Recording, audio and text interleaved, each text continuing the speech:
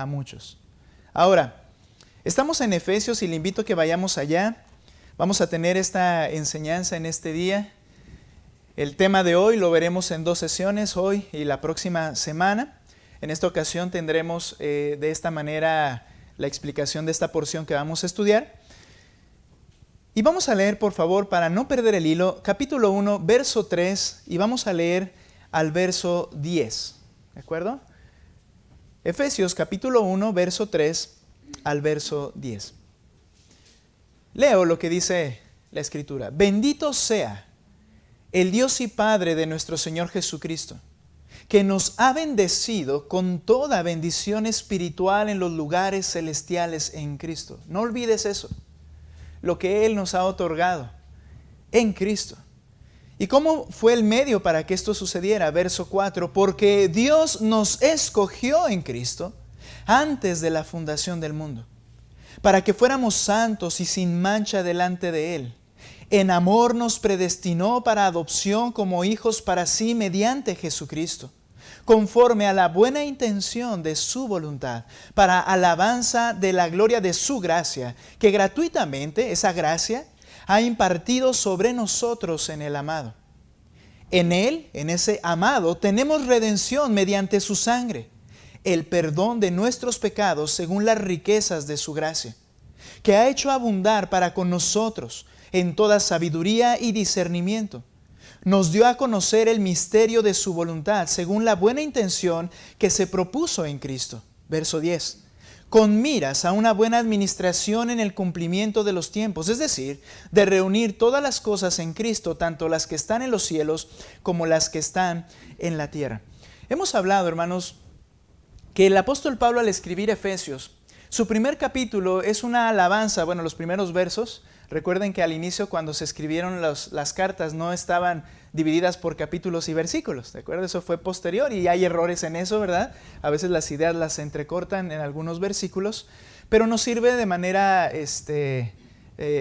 ¿cómo se llama? Como el plano cartesiano, con coordenadas, para poder encontrar los textos. Ha sido muy útil, así como en varios textos antiguos se utiliza este sistema. También lo implementan en la Biblia, pero más bien para decir, la primera idea de Pablo al escribir esta carta es enseñarle a los efesios qué es lo que Dios ha hecho a favor de ellos. En primer lugar, les explica cómo Dios es bendito. Y veíamos en esa primera sesión, en la introducción de hecho, que Él les habla que Dios es bendito por lo que ha hecho en su iglesia, en la eternidad pasada, por medio de su plan de salvación, de haber elegido a esas personas, haberlas amado.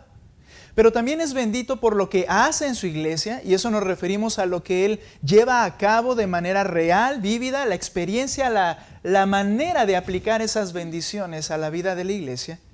Y después veremos que Él es bendito por lo que hará a su iglesia, y se refiere a las promesas de la eternidad que recibiremos. Dios es bendito. Bendito el Dios y Padre de nuestro Señor Jesucristo, que nos ha bendecido con toda bendición. Ahora, ya hablamos de lo que Dios ha hecho. Vimos que el medio para que esto se llevara a cabo fue la elección de los escogidos, ¿verdad? Lo explicamos la semana anterior. Y a partir de hoy vamos a hablar de esto, del presente, del actual, del ahora. Dios es bendito por lo que Él hace en su iglesia. Y esto que Él hace en su iglesia se llama redención. Hablaremos de cómo la redención es la manera en que esas bendiciones se hacen efectivas o se aplican en la vida del creyente. Recordamos que esta alabanza estaba dividida en 3 estrofas. En cada una de ellas aparece una persona de la Trinidad, el Padre eligiendo, y ahora vamos a hablar de Cristo y lo que Él llevó a cabo para nuestra redención. Y en la parte futura de esta alabanza hablaremos del Espíritu Santo, que es el que nos garantiza toda herencia. Esto es lo que Dios ha hecho, hace y hará por su iglesia. Ahora, veremos cómo es que todas esas innumerables bendiciones son, por decirlo de alguna manera, aplicadas a los elegidos, que es la iglesia. ¿Para qué? Para que realmente las experimentemos en el presente de la iglesia, en el hoy. explicaremos que Dios es bendito por lo que hace a su iglesia. Como mencioné, es por medio de lo que la Escritura llama redención. Y ese es el tema cuando hablamos de lo que Dios hace en su iglesia, la redime. Ahora, ¿has oído ese término quizá en el marco cristiano, religioso? Redención. Pero ¿qué es la redención? Y ahí vamos a iniciar lo que es la redención, ¿de acuerdo? Lo que es la redención. El tema general, Dios es bendito por lo que hace a su iglesia, la redención. Y vamos a explicar qué es la redención como primer punto. Ahora, en el Nuevo Testamento hay varios conceptos que se relacionan con la redención o forman parte de ese todo llamado redención. Varios conceptos que se utilizan en la palabra de Dios. Por ejemplo, justificación. Espero que algunos de esos términos ya los tenga un poco más dominados y pueda definirlos de una manera sencilla. Justificación es la declaración legal de que alguien ha sido vindicado con Dios. Es decir, es Dios el que declara justificado. Es vindicado con Él, declarado justo. Ese es uno de los términos que utiliza la Escritura, justificado. Otro término es perdón, relacionado con la redención. Esto se refiere a la palabra perdón, se refiere a la cancelación de una deuda en relación a la deuda del pecado que ha sido perdonada o cancelada por Dios. El Antiguo Testamento dice que Él ha puesto nuestros pecados en el fondo del mar. ¿Cuál es la idea? Esa idea de perdón, que queda cancelada la deuda, queda en un lugar que se va a olvidar para siempre. Perdón. Nuestra deuda de pecado ha sido perdonada o cancelada por Dios. ¿Recuerda cuando el Señor Jesucristo nos enseña el modelo de oración? Que en sí misma no es una oración para ser repetida, llamada el Padre Nuestro, ¿verdad? Por nosotros. Ese es un modelo de oración en el cual la estructura, al entenderla, nos ayuda a saber cómo orar realmente delante del Señor. Y en ese modelo de oración, Él dice, perdona nuestras deudas. Cancelación de una deuda. Como nosotros perdonamos a nuestros deudores. Lo usa así uno de los evangelistas. Perdón es esa cancelación de una deuda. Perdonada, cancelada por Dios. Otro término, un tercer término, hablamos de justificación, hablamos de perdón. Y también otro término que se relaciona a la redención es adopción. Esto se refiere en que Dios se relaciona con nosotros haciéndonos parte de su familia. ¿Quiénes? Esos que no tienen temor a Dios. En el momento en que Él nos adopta, Él nos hace parte de su familia, como veíamos en las semanas anteriores, con todos los beneficios que su Hijo posee, nos son otorgados ahora como hijos adoptados. Adopción. Claro que para cada uno de estos términos una predicación no es suficiente. Tendríamos que hablar de cada uno de ellos. Pero estamos en un pasaje y queremos estudiarlo y estos términos no aparecen en el texto, pero a lo largo de la Biblia se relacionan con el término redención. Ahora, otro término es reconciliación. A ver, hasta ahora llevamos justificación, perdón, adopción, y ahora, reconciliación. Este término se refiere a que cuando hay una enemistad entre dos partes, entre dos personas, por medio de un proceso legal, esas asperezas que hacen que estas personas estén en pleito, se liman y entonces hay una relación restaurada. Es así como Dios entonces nos reconcilió con Él por medio de Cristo. El Señor no tenía relación con nosotros. Es nuestro creador, Él es el proveedor de toda vida, Él es el que permite que todo funcione y otorga todo lo que se necesita para que funcione. Pero hay una enemistad entre Dios y nosotros. hay una enemistad porque yo soy ofensivo contra Él. Yo he sido ofensivo contra Dios. Yo le he insultado. Yo he hecho lo que a mí me parece y sin entender que Él me creó para su gloria. Yo he sido una persona que ha ofendido a Dios, a la persona de Dios, y por tanto hay un pleito entre Él y yo. ¿Qué se requiere? Reconciliación. Y es a través de Cristo que toda esa impureza es eliminada y ahora hay una buena relación con Él. Nos reconcilió por Cristo. Ahora, todos estos conceptos que mencionamos son alcanzados, están dentro de la palabra que nosotros llamamos o se refiere la Biblia como redención, o cuando les llaman redimidos. Los redimidos, todos estos asuntos han sucedido en su vida de una manera real. Son los redimidos. Sin embargo, hay dos términos particulares en el Nuevo Testamento. Uno de ellos usado en nuestro texto, que son los que se traducen como redención. El primer término, la primera palabra griega es la palabra agorazo.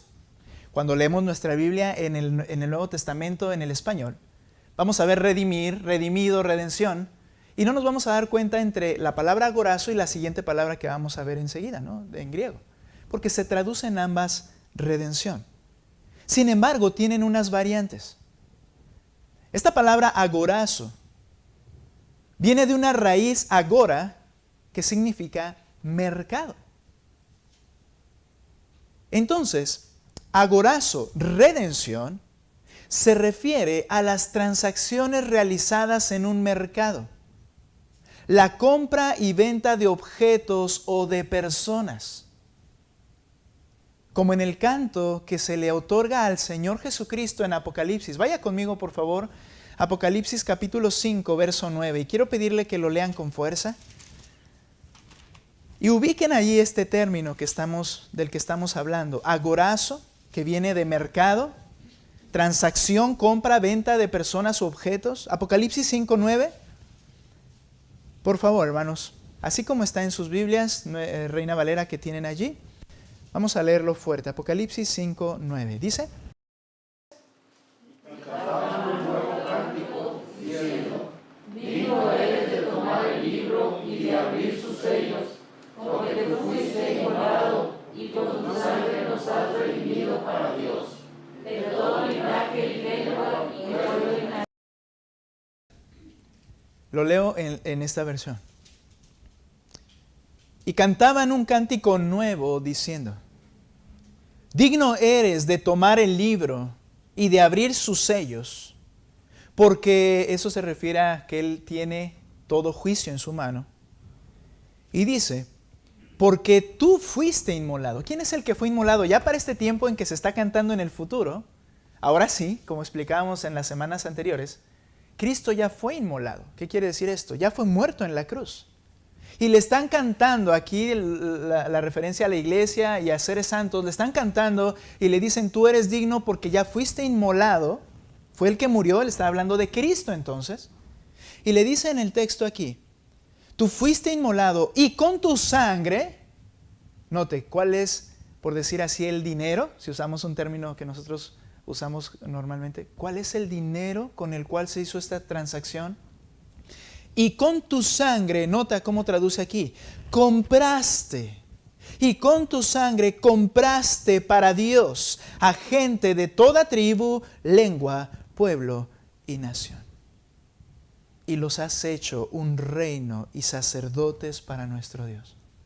Esos que fueron comprados los pone en un reino, hace un pueblo para Él. Pero dice que fuimos comprados. En la traducción que tenemos acá, redimir, nos fuimos redimidos, comprados. Hubo una transacción en este sentido, como en un mercado. Y la segunda palabra, dije que había dos términos muy particulares, traducidos redención. Agorazo, que viene de mercado, y lutro. Lutro es la palabra que se usa en nuestro texto. Ubiquémosla primero, por favor. Vaya a Efesios capítulo 1, donde estamos. Si tiene un separador, siempre manténgalo ahí porque es nuestro texto base. Y dice el verso 7, en Él tenemos redención mediante su sangre. El término lutro y variantes que hay, ¿verdad? Más enfáticas, pero con el término lutro, ¿verdad? Algunas variaciones. Es la palabra usada en este texto. En Él tenemos redención por su sangre. Esta palabra es aún más amplia en su alcance que agorazo, que se refiere a la transacción y un mercado y pagar por medio de un dinero, de un sueldo, ¿cómo se puede llamar, verdad? De un pago, pagar para entonces comprar algo en el mercado. Esta palabra lutro va más allá. Es más amplia en su alcance que el término agorazo. Se refiere a rescatar a alguien cautivo para liberarlo, dando un pago por su rescate. Habla este pasaje de alguien que está convicto. El ejemplo quizás sea muy atroz, pero si lo podemos aplicar a nuestro ahora, es a alguien que está secuestrado, impedido de su libertad. Y entonces, alguien con la posibilidad tiene que dar un pago para que esa persona obtenga lo que no tiene, lo que perdió, que es su libertad. Rescatar a alguien cautivo para liberarlo, dando un pago por su rescate. ¿Saben, hermanos? ¿A qué hace referencia el apóstol Pablo en Efesios? Algo que ellos veían de manera diaria. La compra y venta de esclavos.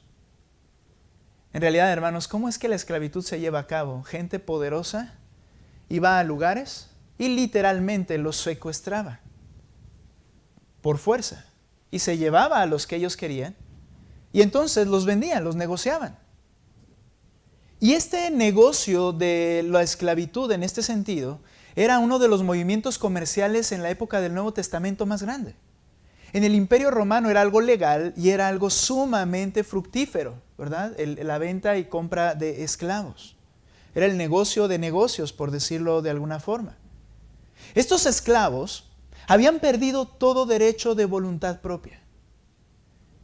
Vivían con sus amos o para sus dueños en el mercado de esclavos. El amo de estas personas las podía asesinar y era su pertenencia y nadie le podía decir nada.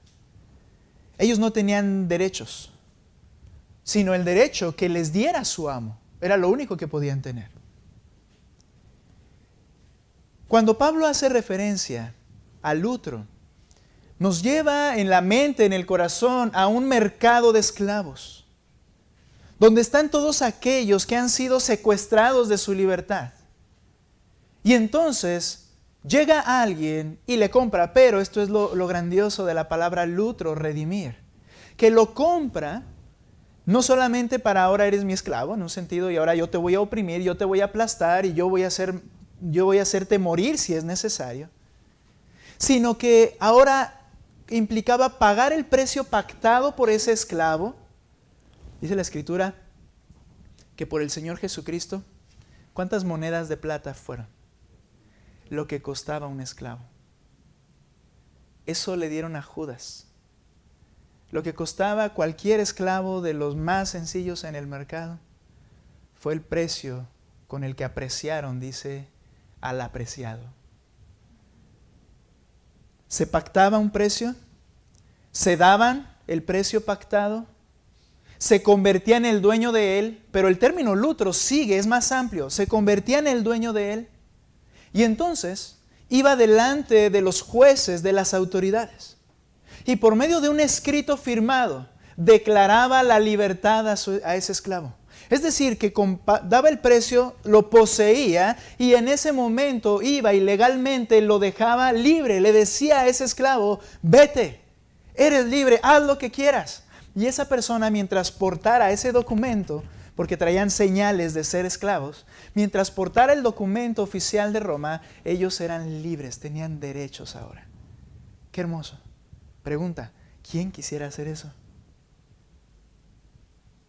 Si yo compraba un esclavo, ¿iba a soltarlo? No, ahora eres mi esclavo.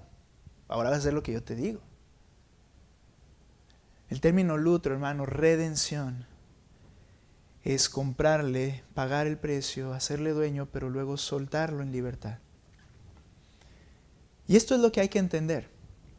Dice el pasaje, en Él, hablando de Jesucristo, en Él tenemos redención mediante su sangre. Adelantándome un poco, por el pago de su sangre, por su muerte, no solo fui liberado de mi esclavitud, tengo un dueño y Él me ha dado la libertad que solo Él puede dar. Hemos sido redimidos. Ahora, hemos sido libertados de nuestro cautiverio para libertad. Y sin explicar de qué cautiverio, lo haremos en un momento, quiero que veamos quién es el Redentor. Ve por favor lo que dice el versículo 6 al final.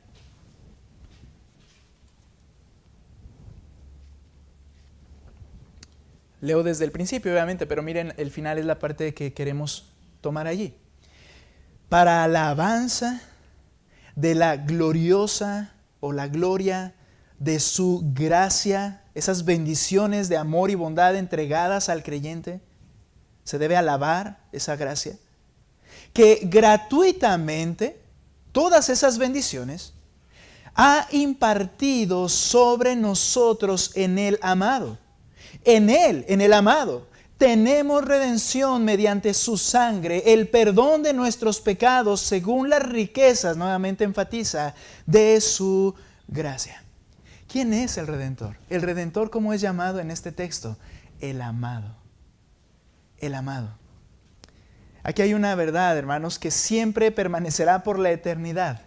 Solo hay una persona digna, intrínsecamente, naturalmente, por decirlo de alguna manera, e inseparablemente, solo hay una persona digna del amor absoluto y puro del Padre. Solo una. Y este es Jesucristo. Solo Él es digno del amor, la apreciación y la aceptación del Padre. Note conmigo 2 de Pedro capítulo 1, verso 17.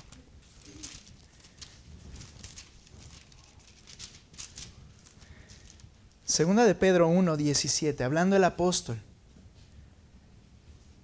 hablando de Cristo, dice lo siguiente: pues cuando Él recibió honor y gloria de Dios Padre, se refiere a que la recibió de manera expresa, de manera audible y palpable. Dice, cuando Él recibió honra y gloria de Dios el Padre, ok, ya me moví aquí, 17.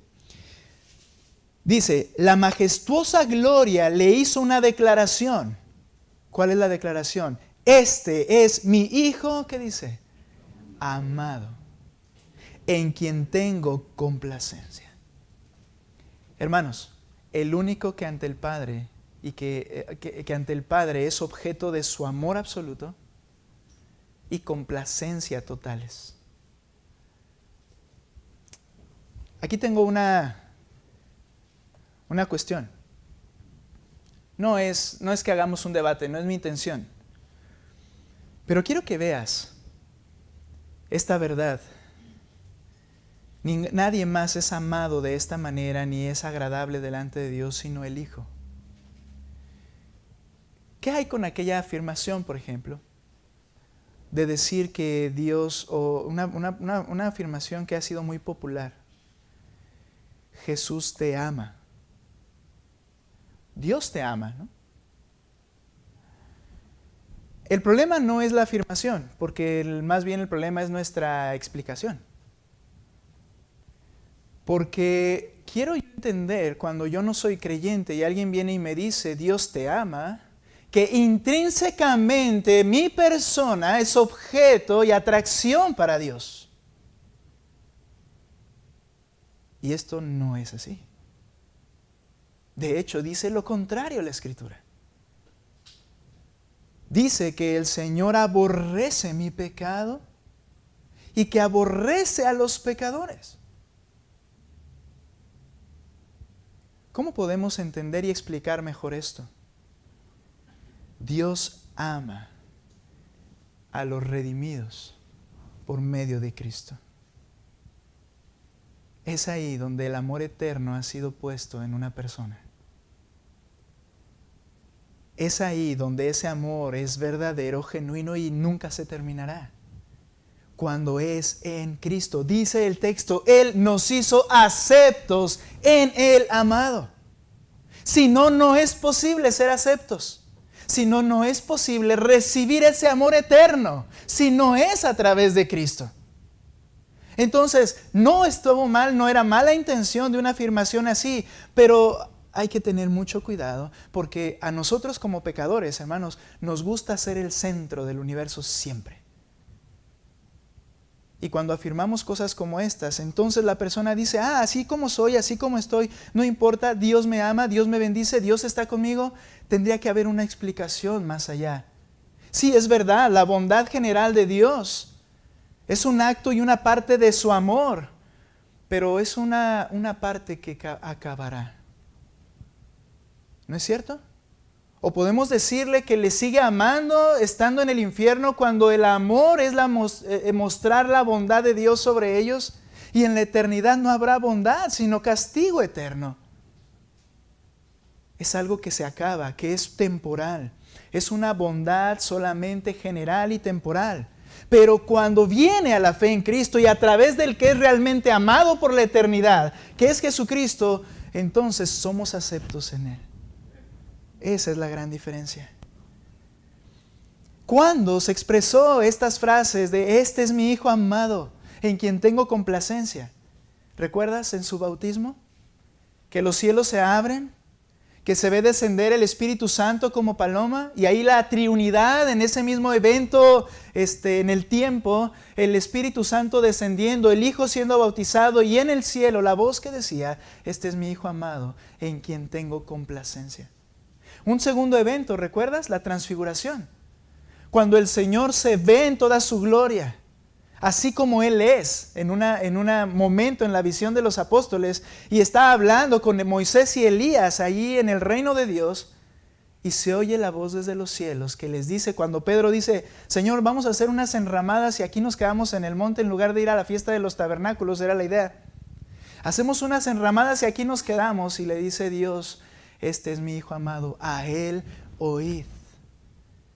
Él es el centro del amor de Dios, el único objeto digno, intrínsecamente, explico, del amor puro y noble y absoluto del Padre y su aceptación.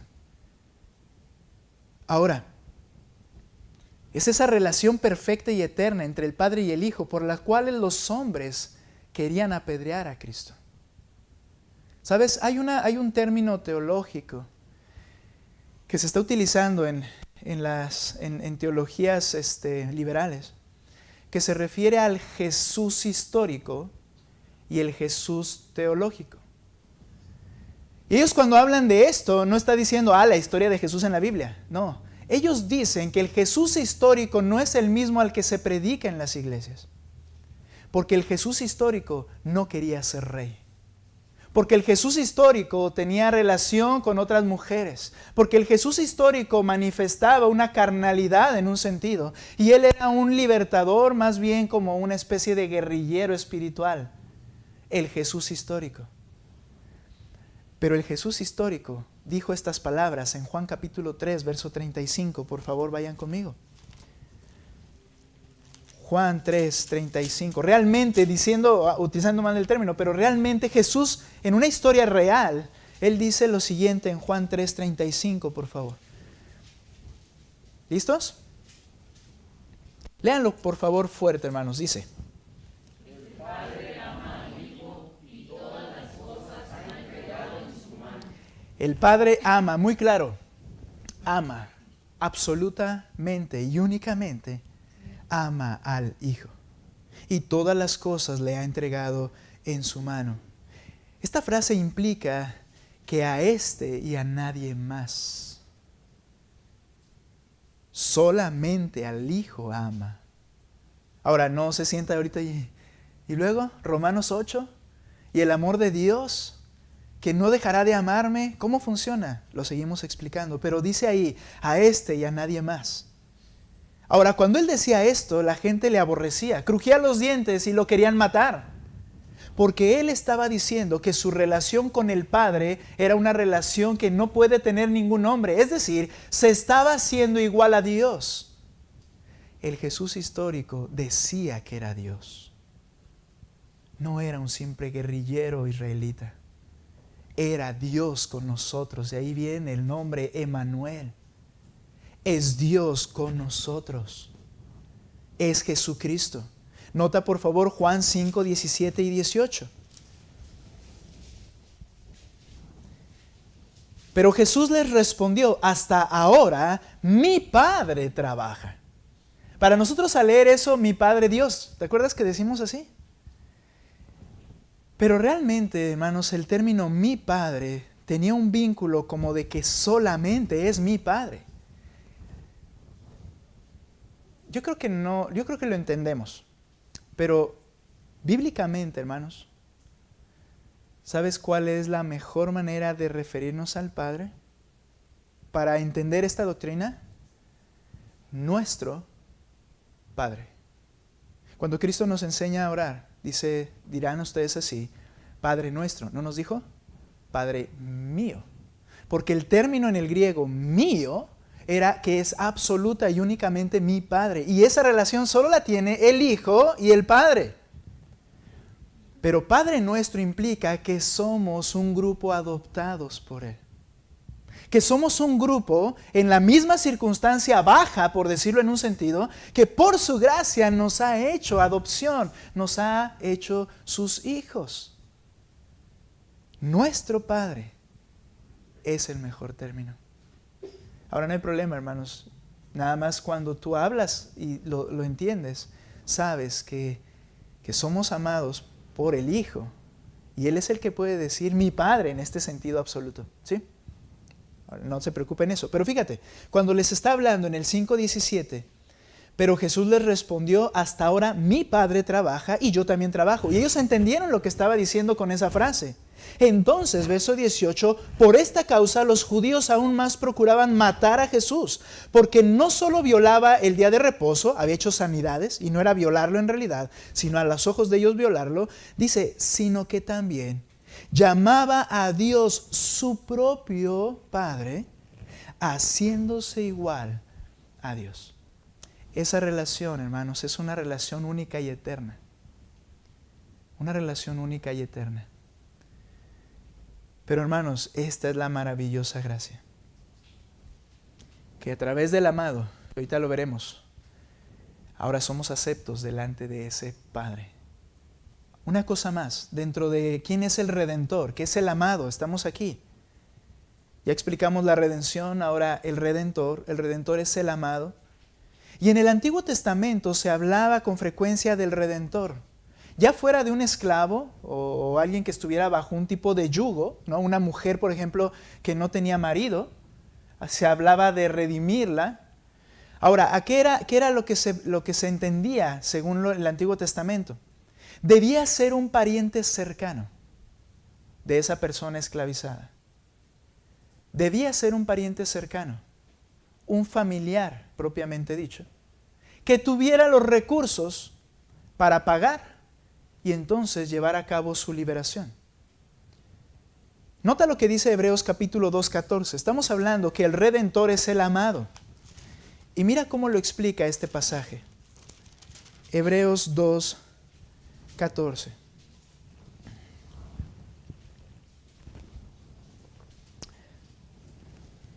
¿Listos? Me gusta oírlos leer, hermanos, y hacerlos trabajar. Entonces vamos a leer, por favor. Hebreos 2:14. ¿Listos? ¿Listos? Adelante, fuerte. Así que, por cuanto los hijos participaron de carne y sangre, Él también participó de lo mismo, para destruir por medio de la muerte al que tenía el imperio de la muerte. Esto es, al diablo. Mira, tenía que ser un pariente cercano. Y Cristo se hizo cercano. Tomó un cuerpo. Como nosotros participamos de carne y sangre, no habla de pecado, sino habla de una naturaleza humana, Él participa de lo mismo, se hace cercano y Él es el que puede redimirnos.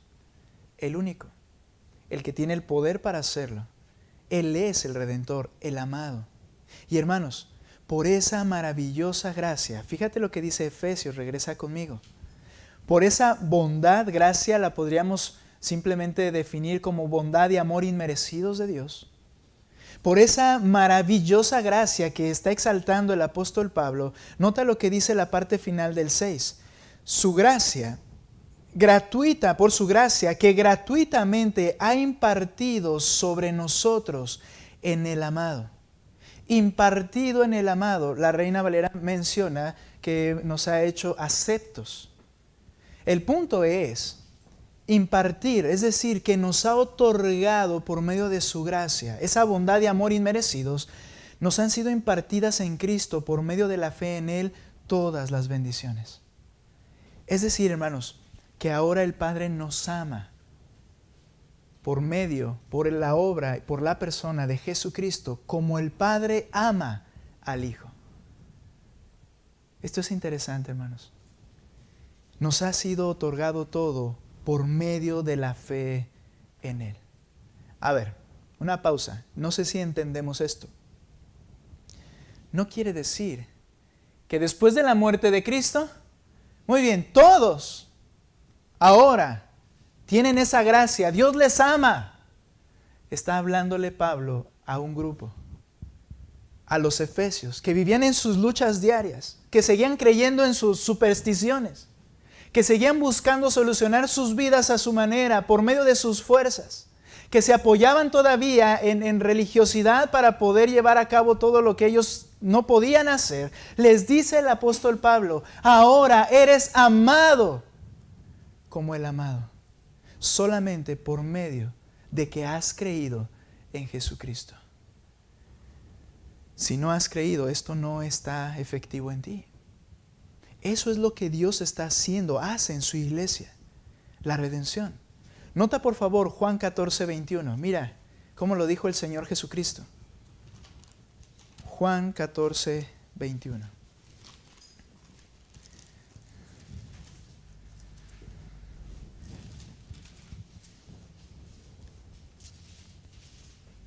Hermosa promesa.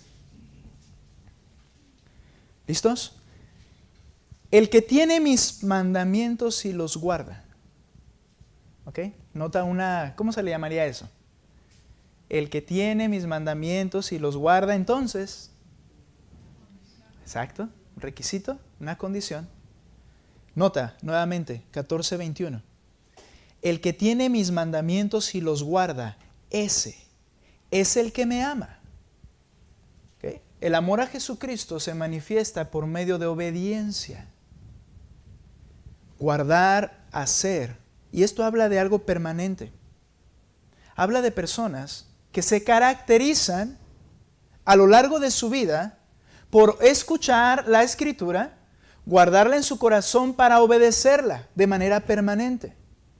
No estoy diciendo que no fallan, estoy diciendo que ellos viven para eso. Ahora, dice el texto, esos son los que me aman. Ya les he dicho esto varias veces, ¿verdad, hermanos? Lo sé. ¿Cuántas veces decimos yo amo a Cristo? Bueno, una manifestación de ese amor es obediencia. Si no, realmente no es un amor genuino. Obediencia. Por eso, la pregunta más esperada por alguien que está evangelizando a otra persona, la pregunta que llena más el corazón, yo creo, en un sentido, más que digan, sí, yo creo en Cristo, porque eso pues Él lo sabe y Dios, ¿no? Pero la pregunta, el sentir que más llena a nosotros como humanos al predicar el Evangelio, es que una persona diga, muy bien, ahora, ¿qué debo hacer? ¿Ahora qué sigue? Ok, tienes que bautizarte. Bien, me bautizo, ¿qué sigue? Eso es un gran indicativo de una verdadera salvación. Eso, la obediencia y el anhelo por obedecer al Señor. Ahora, estamos ahí, ¿verdad? Luego me pongo a explicar esas cosas, pero son importantes. Dice, el que tiene mis mandamientos y los guarda, ese es el que me ama. Y entonces, el que me ama será amado por mi Padre. Y yo lo amaré y me manifestaré a Él. Es por el amado.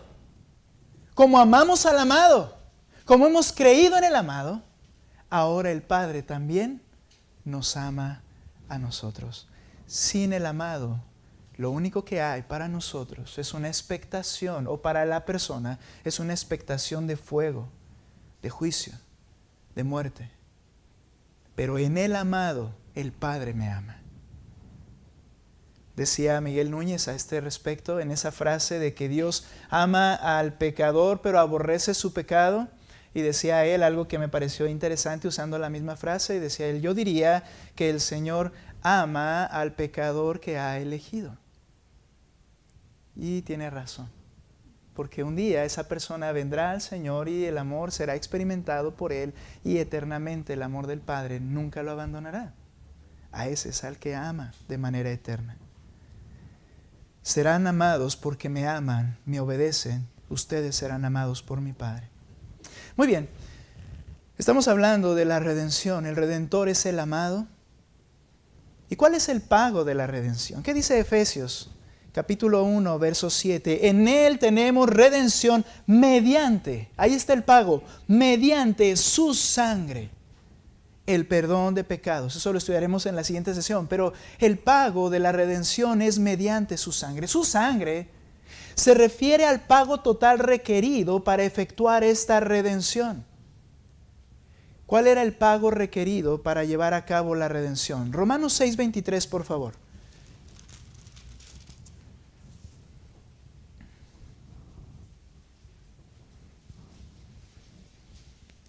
Cada persona que hemos nacido en pecado. A ver, ¿qué necesitas para ser un pecador?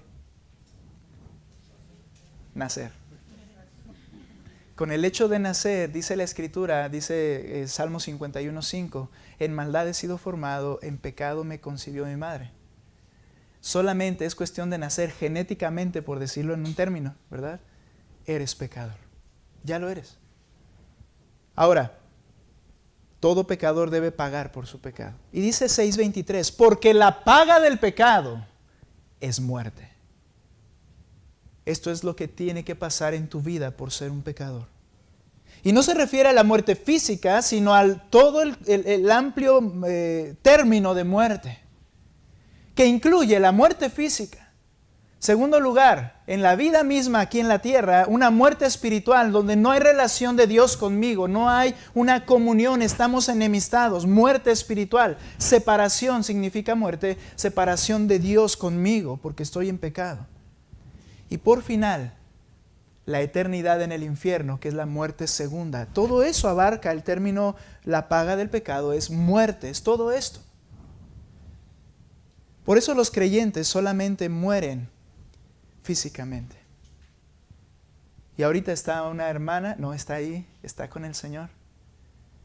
Y su cuerpo es el testimonio de que ella era una pecadora, pero su testimonio de vida dicta que ella ha sido perdonada, redimida por Cristo. Todos nosotros vamos a morir físicamente. ¿Por qué? Porque es el testimonio de que estábamos en un momento esclavizados en el pecado. Y esto tiene que morir porque está cautivo del pecado.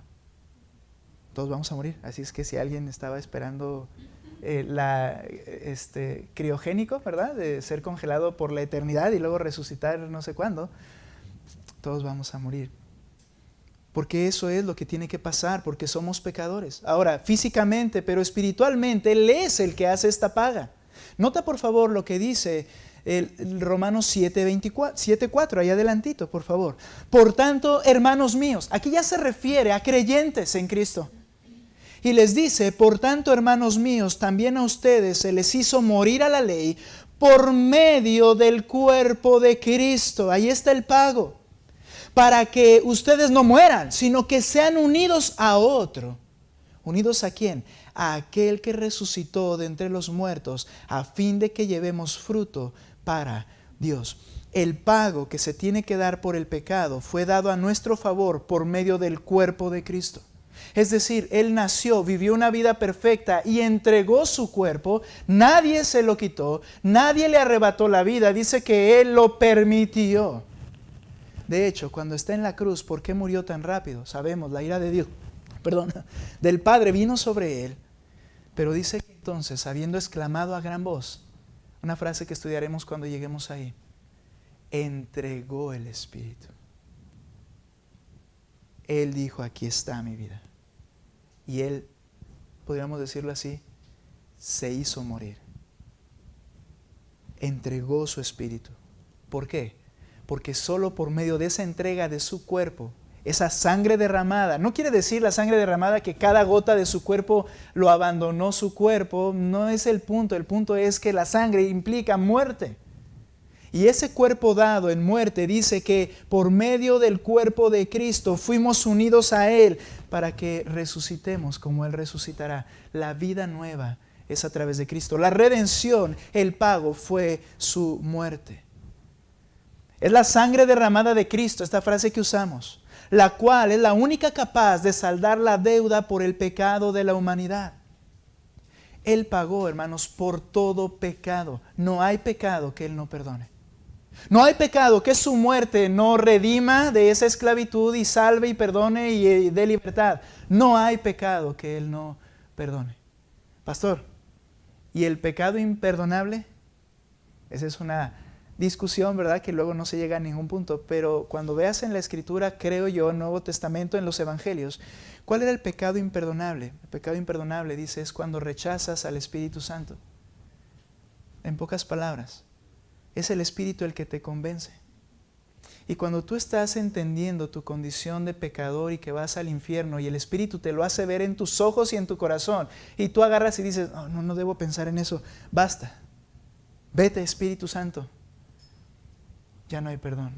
O sea, es decir, ¿cómo vas a ser convencido y cómo vas a venir a los pies de Cristo si estás rechazando al único que puede convencerte y atraerte a Cristo? Esa es la idea. Todo pecado es perdonado por medio de la sangre de Cristo. Entonces, el pago de esa redención no fue un dinero, un oro, sino su propia vida, su propia vida. Ya vamos. ¿Quiénes son los redimidos? ¿Cuáles son las características de estos redimidos? Las buenas personas del mundo. Si yo te pregunto, como viene ahí en el ¿cómo se llama? En el solicitud de membresía comercial. No, ahí está. La solicitud de membresía. Se va a cerrar la puerta y no se cree. Solicitud de membresía, dice ahí, ¿por qué eres salvo? Si yo te pregunto, ¿por qué eres tú salvo? ¿Podrías afirmar porque soy buena persona? Porque ahora, otra, porque ahora soy buena persona. Porque ahora soy buena persona. Bueno, de hecho el mismo pasaje, la misma escritura dice, ¿verdad? Que no permitamos porque nuestro pecado es perverso y engañoso. Y esa naturaleza será eliminada y erradicada por completo hasta que muramos literalmente.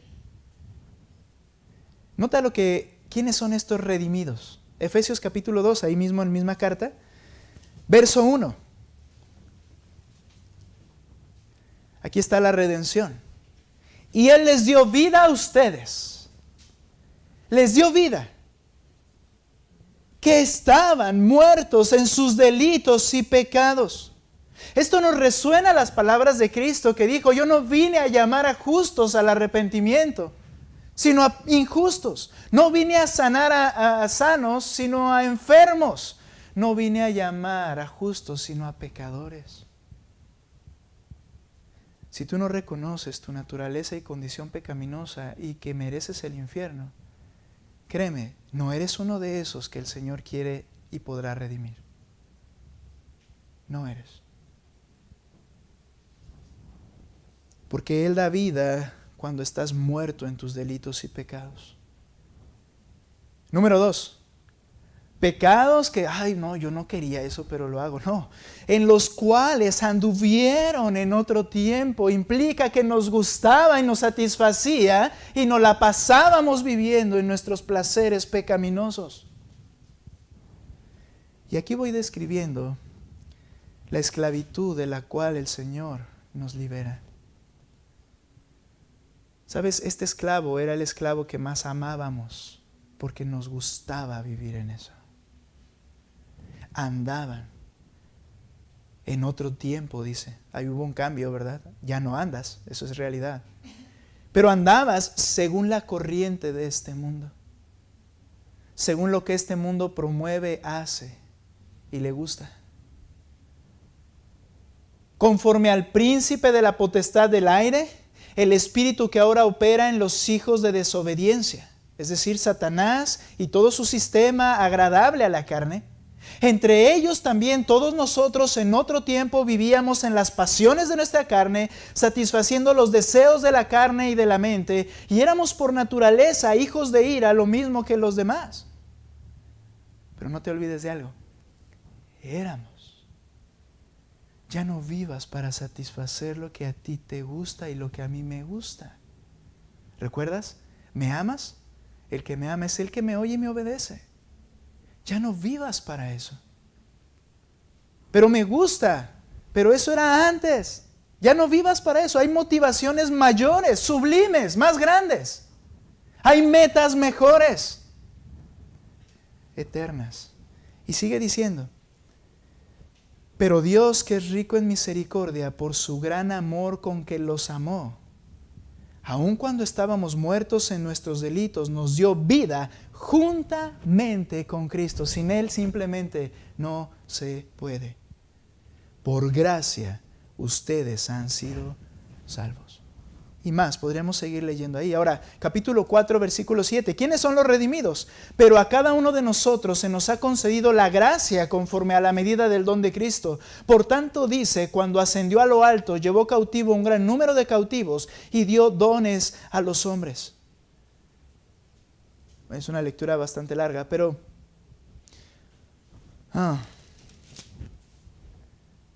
Verso 17. Esto digo pues, y afirmo juntamente con el Señor, que ustedes ya no anden así como andan también los gentiles en la vanidad de su mente. Ellos tienen, así estábamos, el entendimiento, entenebrecido su entendimiento, están excluidos de la vida por causa de la ignorancia que hay en ellos por la dureza de su corazón. Hermanos, ¿sabes? A veces seguimos viviendo y nos volvemos a someter a cosas como estas de tal manera que parece que vivimos excluidos de la vida de Dios. Afanados en este mundo. Les preguntaba yo el jueves y les decía, hermanos, ¿quién de ustedes, honestamente, allí en su corazón, y no le digas a nadie, pero allí en tu corazón cuando hablamos de que Cristo viene, tú dices, todavía no. Espera, tengo cosas que hacer. ¿Sabes? Lo decimos. Pasa por nuestra mente, sobre todo cuando nosotros estamos viviendo con un entendimiento nublado de la verdad de Dios, con los ojos puestos en las cosas de esta tierra. Dice, antes vivías excluidos de la vida de Dios, pero ahora tienes toda la vida en Cristo. Esos son los redimidos, ahí estábamos. No somos las buenas personas, no éramos dignos de amor, sino que el Señor nos amó por medio de Cristo cuando vinimos y creímos en Él. Ahora, esos redimidos, ¿de qué éramos esclavos? Y termino con esta idea. ¿De qué éramos esclavos? Nota Juan 8:34, por favor.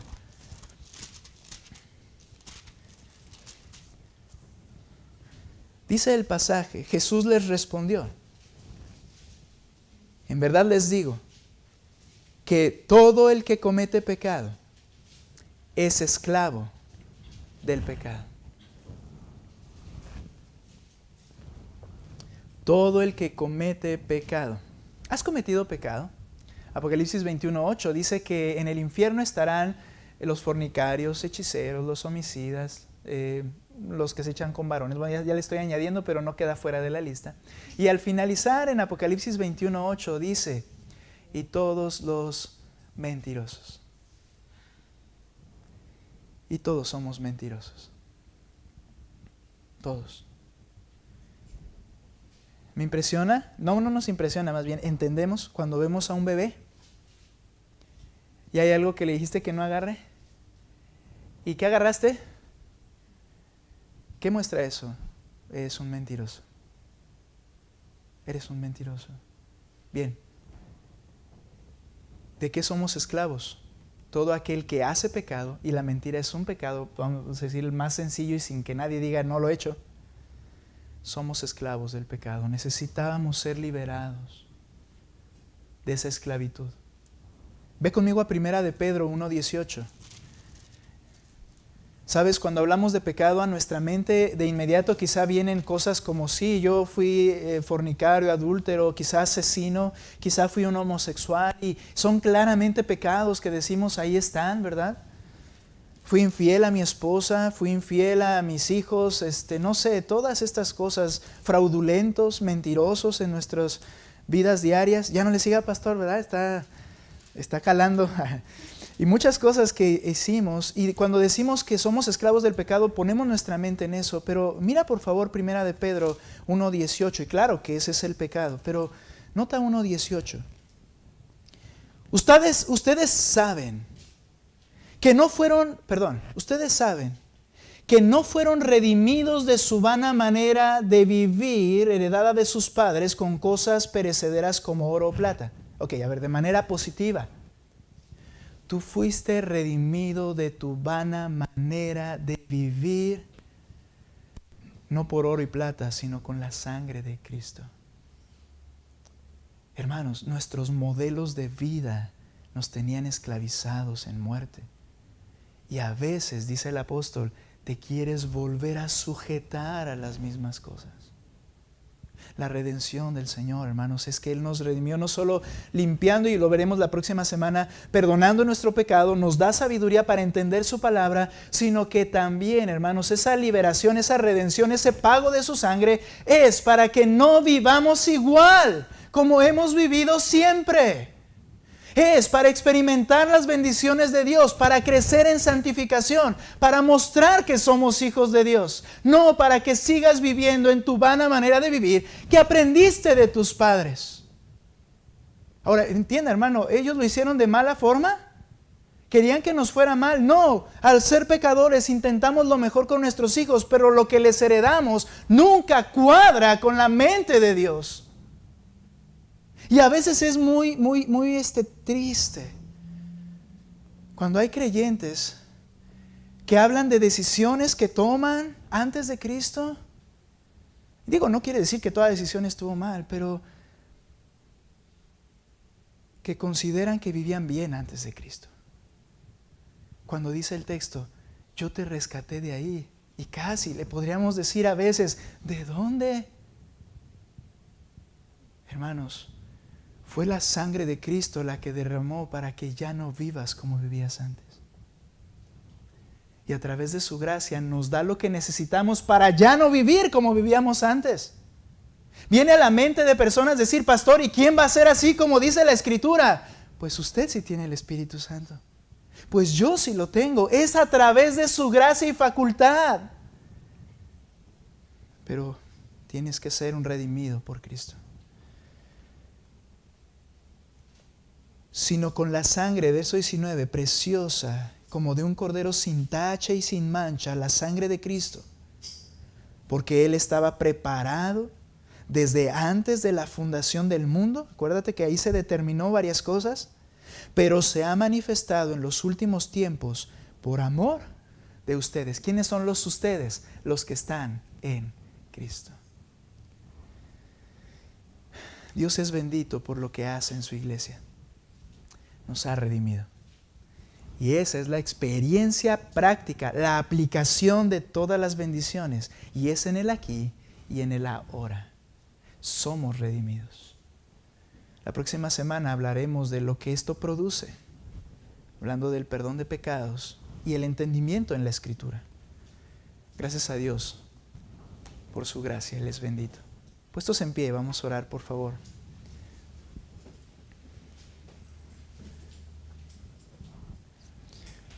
Vamos a orar. Señor, tú eres bendito sobre todo.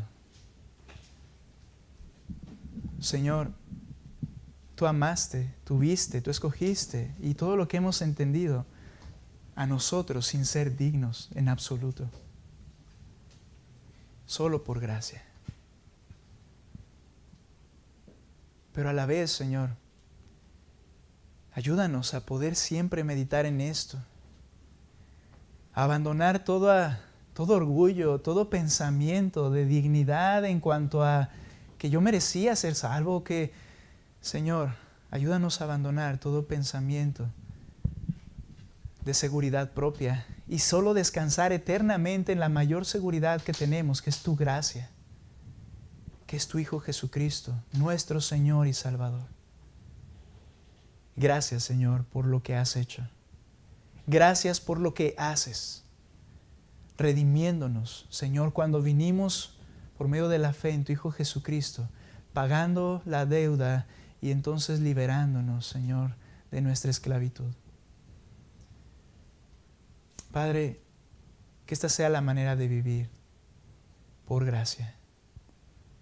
Capacítanos, porque nos compraste para no seguir viviendo de la misma manera. Ayúdanos a entender que ahora el amor del Padre es nuestro también, por medio de ti. Y a vivir en esta vida satisfechos. ¿Por qué? Porque tenemos todo, ya que tú nos amas. Ayúdanos a luchar contra la insatisfacción que diariamente, Señor, se presenta en nuestras vidas. Padre, ayúdanos a vivir en Cristo. Gracias. La honra y la gloria sea a ti. Ruego que toques los corazones de aquellos, Padre, que necesitan redención.